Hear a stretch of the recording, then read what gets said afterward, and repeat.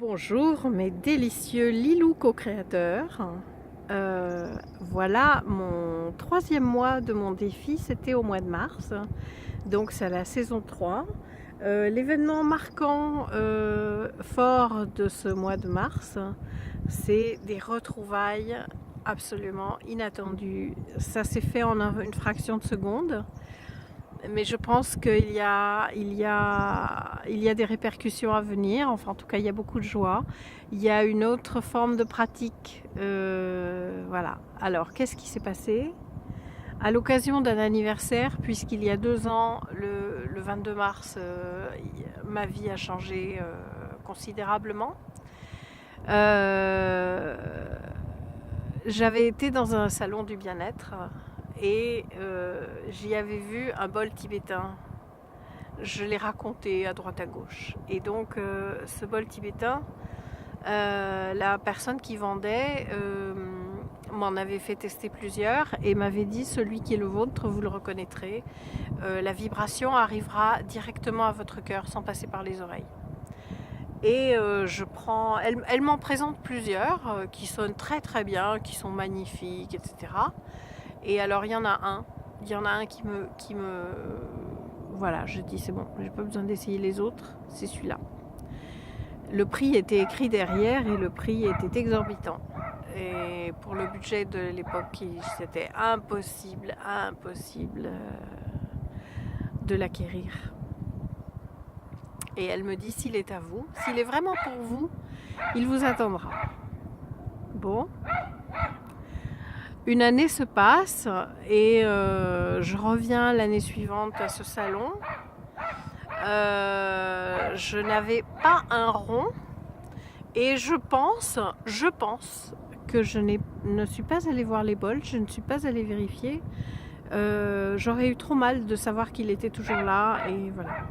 Je la fais courte parce que je veux faire une vidéo courte. Je vois pas où est écrit le temps.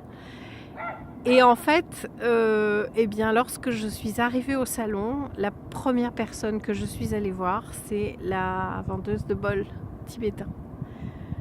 Et de bols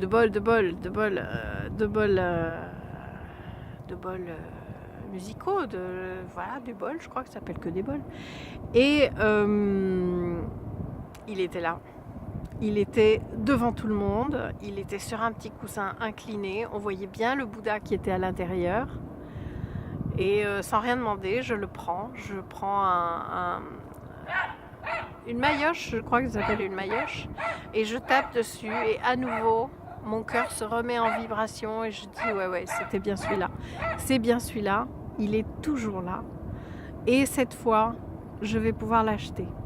Sauf que je n'avais pas pris l'argent. Ce salon dure 2 jours, donc je m'étais dit que j'allais faire une première visite pour voir ce qui éventuellement pouvait m'intéresser, sans faire pour maîtriser ce que j'appelle l'achat compulsif, hein, qui est chez moi très fort dans ma famille. Et donc je n'avais pas l'argent.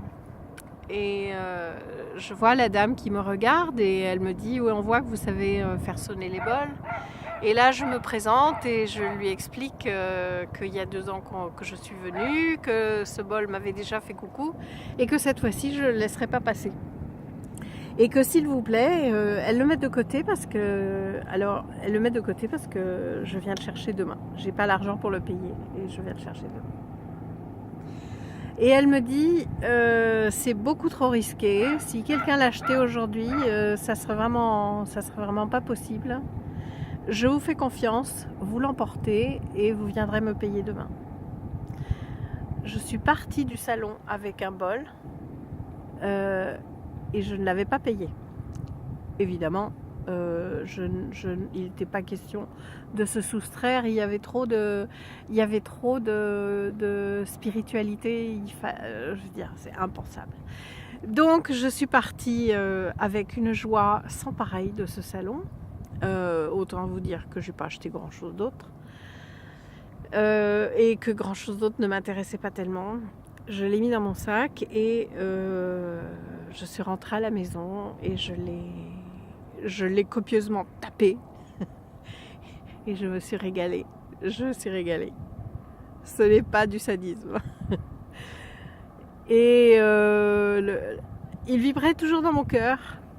Et lorsque je suis allée retirer la somme au distributeur, lorsque j'ai eu les billets dans les mains, mon cœur s'est mis en vibration, à la vibration du bol qui n'était pas en train de sonner à côté de moi.